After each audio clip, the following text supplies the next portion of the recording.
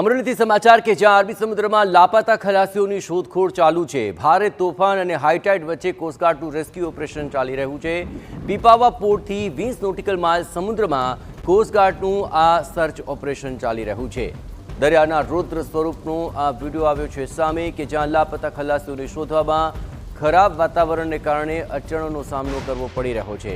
હજુ પણ 9 ખલાસીઓની શોધખોળ યથાવત રહી છે। પણ આ દ્રશ્યો આપ જુઓ, દરિયો બન્યો છે તોફાની અને તેના આ ભયાવહ દ્રશ્યો સામે આવી રહ્યા છે। ઊંચા ઊંચા મોજા ઉછળી રહ્યા છે અને લાપતા ખલાસીઓને શોધવા માટે જે સર્ચ ઓપરેશન ચાલી રહ્યું છે તેમાં આ તોફાની દરિયાને કારણે અડચણોનો સામનો પણ કરવો પડી રહ્યો છે। અરબી સમુદ્રનો આ ભયાવહ નજારો જુઓ કે જ્યાં ઊંચા મોજાને કારણે આ डर लागे तेवा दृश्यों सामे आव्या छे। વધુ વિગતે વાત કરવા જોડાઈ રહ્યા છે ટીવી9 સંવાદદાતા જયદેવ, આખરે સર્ચ ઓપરેશન કેવું ચાલી રહ્યું છે અને તેમાં કેટલી અડચણોનો સામનો હાલ કરવો પડી રહ્યો છે? શું ખલાસીઓ વિશે કોઈ માહિતી મળી શકી છે?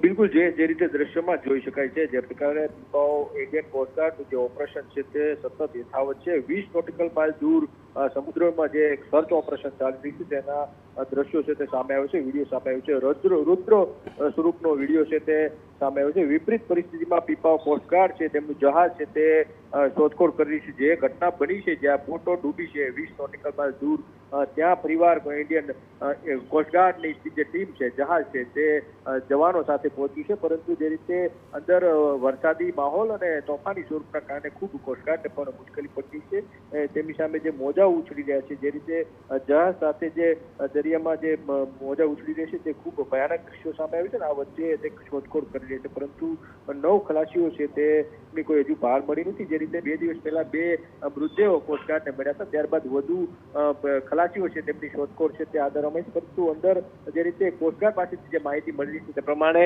અતિ ભારે વરસાદ ને પવનની સ્થિતિ વચ્ચે ઇન્ડિયન કોસ્ટગાર્ડ છે તે શોધખોળનું ઓપરેશન છે તે કરી રહ્યું છે।